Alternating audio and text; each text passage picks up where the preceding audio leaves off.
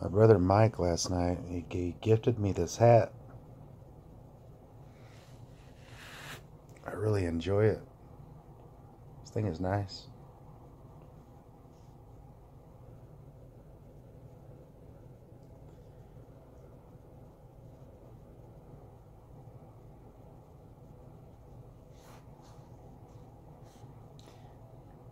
I don't know that I want to change it. I was thinking about putting embroidery and stuff like names on the side of here from you know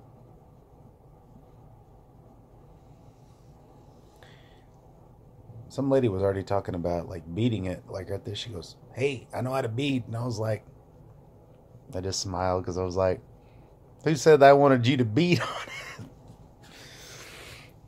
What I really want is a crow belt, uh, and cowboy belts.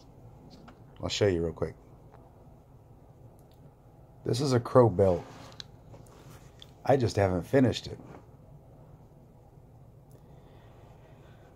My aunties, man, they taught me how to do this, and my mom was one of the ones that was really trying to get me to do this. So I'm not even sure that I'm actually doing it right, you know. But it's crazy because this separates, so it's on both sides. So if you get a chance to look at this, those little bitty lines, those little bitty dots in there, you have to sew through each one of those little holes. That takes time.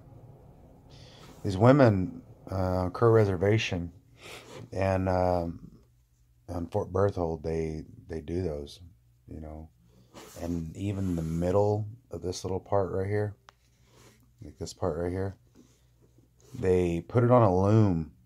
So, you know, us Crows and Hidatsa, they're same tribe, same with Kiowas. They were all one tribe at one time, and our beadwork, like, I'm not trying to be disrespectful to anybody else, like Navajo, Hopi, or anybody that's South by any means. Um, when people start talking to me about like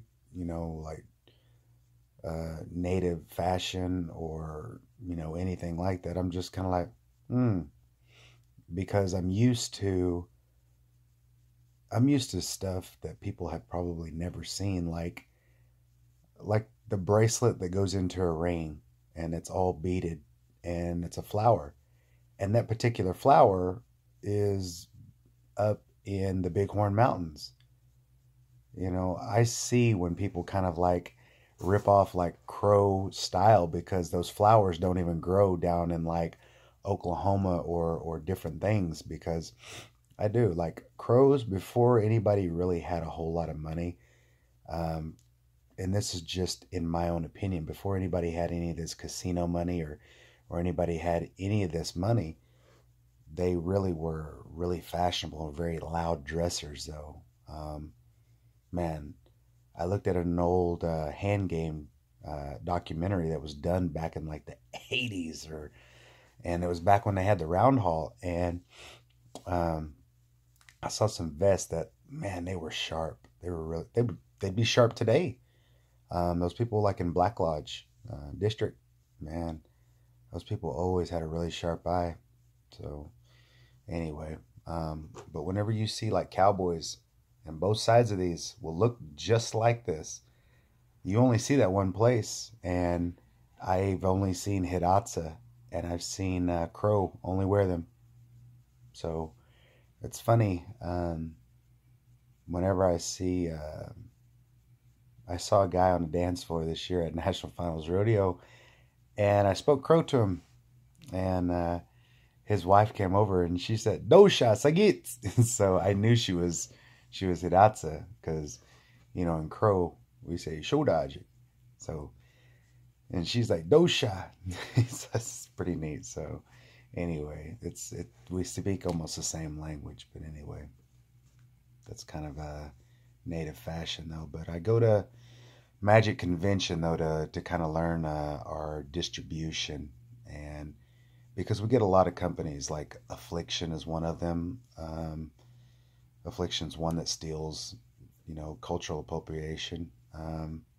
You've also got, man, Ti does it. You name it though. Like they don't give back scholarships. They don't give a shit.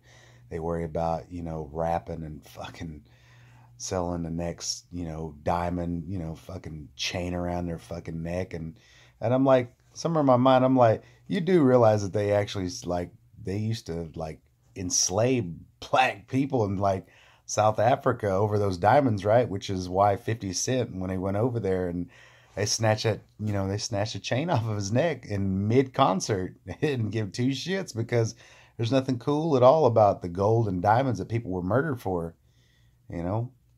That's why us natives, like a lot of us, you won't catch us wearing gold, because in the Black Hills, there was a lot of gold up there. There was also a lot of gold up in San Francisco, which they named the 49ers after, and they're so left wing, Democrat. I'm a voting Democrat, but at the same time, them folks, man, they have a lot of blood on their hands. The same goes in Pikes Peak Gold Rush, the Denver Golden Nuggets. There was a lot of gold up there, and they in that Sand Creek massacre, they used to send them kids from one point to the other, though, and they used them as target practice, which is not fucking cool at all.